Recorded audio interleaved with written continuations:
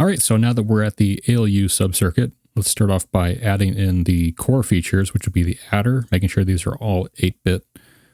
And next, the NAND gate. And then we're going to add in a reg chip that we just made. And the output for the adder and the NAND gate needs to be selectable. So we're going to choose the plexers, multiplexer, making sure it's 8-bit for the data bus. Placing it right about there.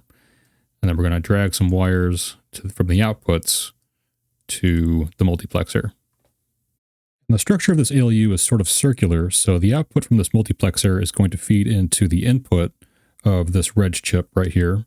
And then the output of the reg chip is going to feed into the B-side arguments of both the adder and the NAND gate, like that. Now I'm going to add in the 8-bit input data bus. I'm going to make this 8 bits. I'm going to name it D_bus. And the D bus is going to attach to the other input of this NAND gate. But because this is going to use 2's complement subtraction, we need a way to automatically invert the data bits coming in from the data bus when we want to subtract. So to do that, we're going to use a exclusive OR gate. So I'm going back to gates, add in exclusive OR, set the data bits to 8 bits, and place it right about there. And one of the inputs from the exclusive OR is going to go directly to the data bus, and the other side is going to go into a bit expander. This is under the wiring menu. It's called bit extender. I'm going to place one of those. We want to set it up so that it has a bit width in of 1 and a bit width out of 8, and make sure it's set to sign. This component is just for Logisim though, because if we try and connect a 1-bit input to an 8-bit input, it's not going to work, but this tool allows us to do that. So I'm going to place this right next to the other input to this exclusive OR gate, wire this up to that, and then take the output from the exclusive OR gate and wire it into the A side input of the adder. And you can see these wires here are red, and then it's indicating there's an error. The reason for that is that this input here is left open. So we're going to take care of that right now by placing another pin right on the input. We're going to make this named ALU_sub. And just so we can test things out, I'm going to add in one more component, which is under input-output. It's going to be the LED bar. Click on that, make sure one wire is selected, and there's 8 segments.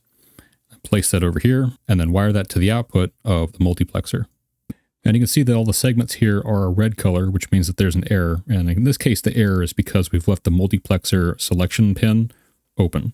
So we're going to fix that right now by adding another pin, just like this. We're going to name this pin ALU_NAND.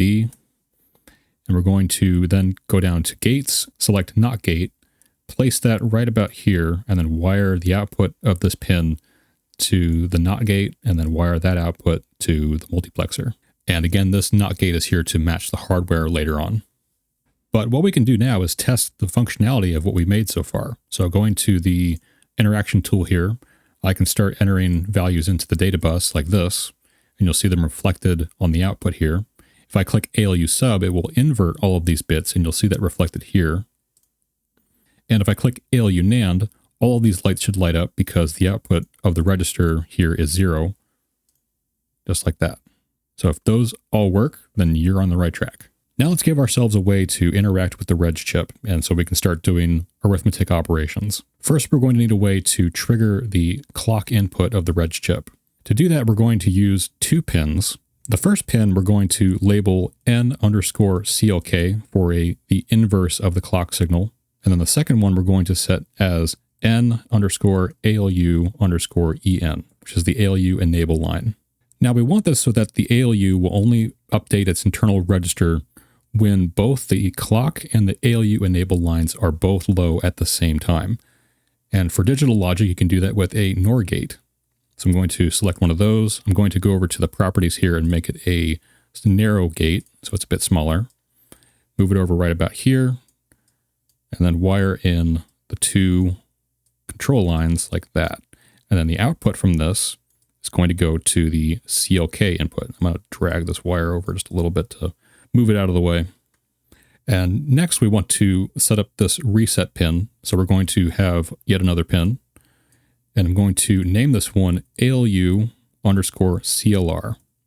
And now I'm going to place another NOT gate right here, and then wire this pin to the NOT gate and the output of the NOT gate to the inverting input of this reg chip. And that might seem kind of strange, but the reason we're doing this as an active high is going to be addressed in a later video when we start routing the control signals. You could simplify this double inversion out, but again, we're doing this to keep it as consistent with the hardware as we can. For example, here's the actual hold register from the real life ALU, and you can see there still is this double inversion. And the reason this is here is because of how we have to set up the control logic later on. But what we have now is a incomplete but functional ALU model. And we can play around with this and get an idea of how it works. What I'm going to do though is I'm going to add one temporary thing. I'm going to copy this bar graph and paste another one down here and just wire it into the output of the register. This way we can just see what the actual value in this register is at all times. So what we'll do first is click on the interaction tool here at the top. And we're going to click on the CLK and the ALU enable lines here. Now, if we put a value into the data bus, let's say just put in like 9, we can see that the output of all this circuitry is 9, but that's not stored in the register yet. To store it in the register, we need to first enable the ALU and then give it a clock pulse. And now we've taken that value from the multiplexer, moved it down into the register. But let's say we want to do a new operation. Let's say we want to do 5 plus 3. The issue is if we try and put 5 into the data bus now, you can see the output of the multiplexer is doing the operation 5 plus 9. So first we need to actually clear the register chip by clicking ALU clear.